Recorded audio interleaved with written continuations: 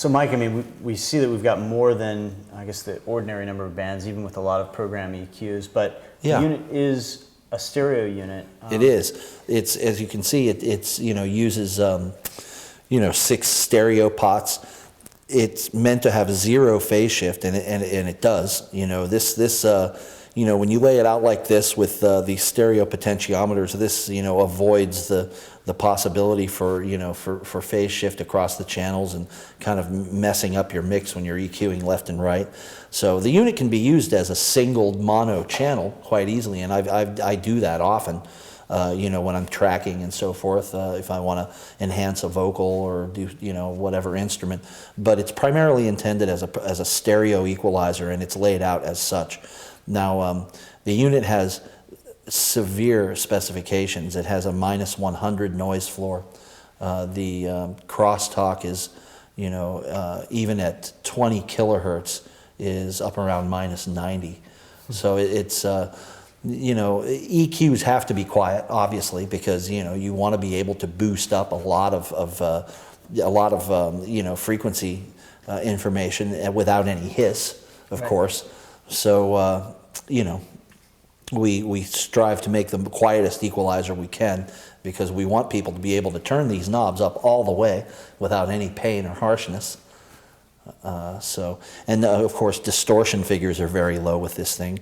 Maybe 85 thousandths of a decibel when it's doing its full output level of plus 22 dBs. So, in terms of its audio specifications, it's really world class. And sonically, it's excellent. We do use transformers on the input and output because it helps us make the unit have a personality. It has a very unique and very attractive personality in terms of the sonics. This helps the unit not sound sterile. There are lots of equalizers out there that are meant for corrective and surgical correction of problems, and sometimes those equalizers, they really don't add anything to the sound that's attractive. They're not flattering. This equalizer is very flattering without adding distortion and this kind of like high-end roll-off and stuff that people sometimes today they refer to as color, which is actually just distortion. This unit has an incredibly flattering sound. Just plugging it in and turning these knobs just a little bit, the sound seems to just come to life. So Mike, I mean, it's obviously remarkably unusual to see a 50K position on any piece of audio equipment. How does 50K work, and what can we expect to hear? Well, the bandwidth of these, the 50K is of course the center frequency, and the filters are very wide. So even when you're boosting 50K, you're affecting frequencies that are much lower. And when you boost the 50K, on this equalizer, you're affecting frequencies down towards 20K, and you can really hear the difference. The EQ is so clean and so free of distortion that I've found myself without a problem being able to turn this knob all the way up to plus 24 without any issues at all on a lot of program material. Now you see no numbers etched into the faceplate. There's no legend, so to speak, for cut and boost. If I didn't tell you this was plus and minus 24 and this was plus and minus 12, plus and minus 6, you wouldn't know. And you won't know unless you look into the manual. And the reason for that is we're trying to inspire people to listen rather than to look at a number and be afraid of it.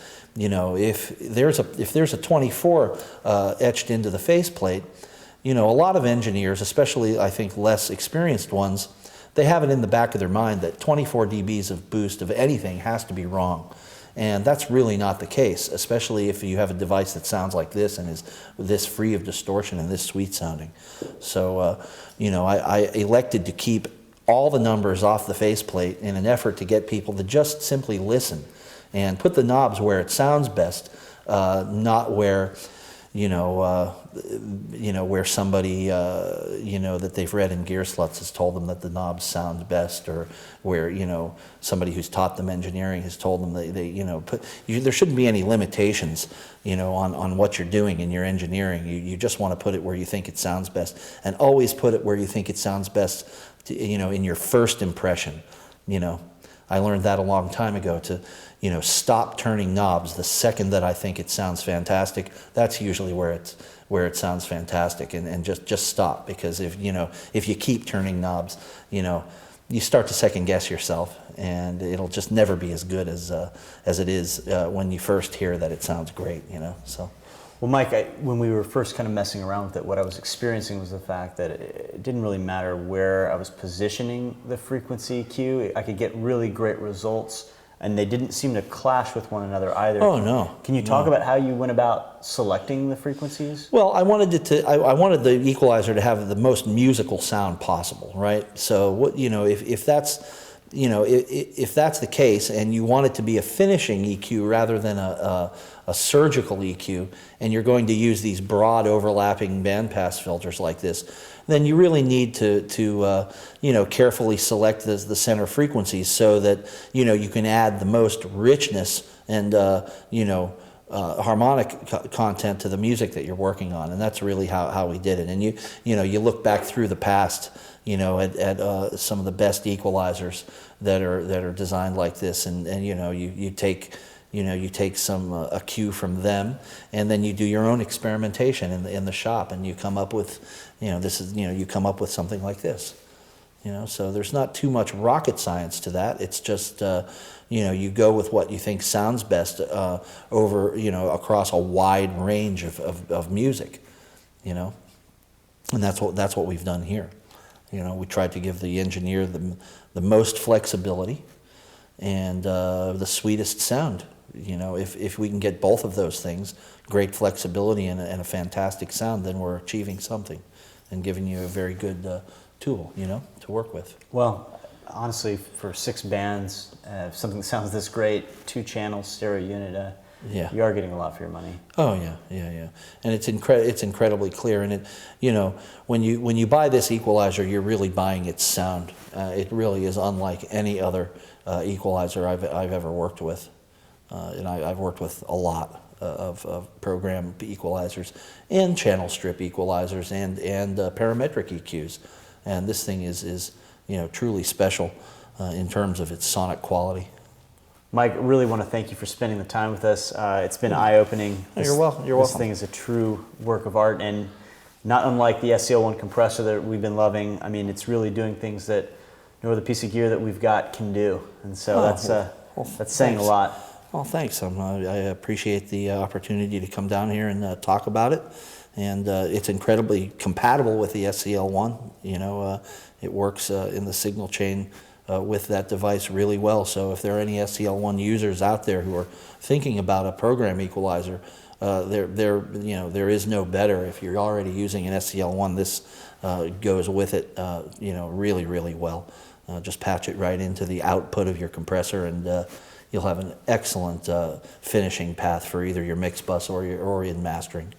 Yeah, well, and while it's not surgical, we clearly were able to show that even on individual instruments or voice, it performs wonderfully well, and of course, as we expected, magical on the mix. Yeah, absolutely. And the world needs more tone control type EQs. There just isn't a lot of program equalizers out there anymore. There was a real big move towards surgical, very precise parametric equalizers. And away from equalizers that really are meant to just enhance the tonal quality of something that already sounds good. So that's why we went in this direction.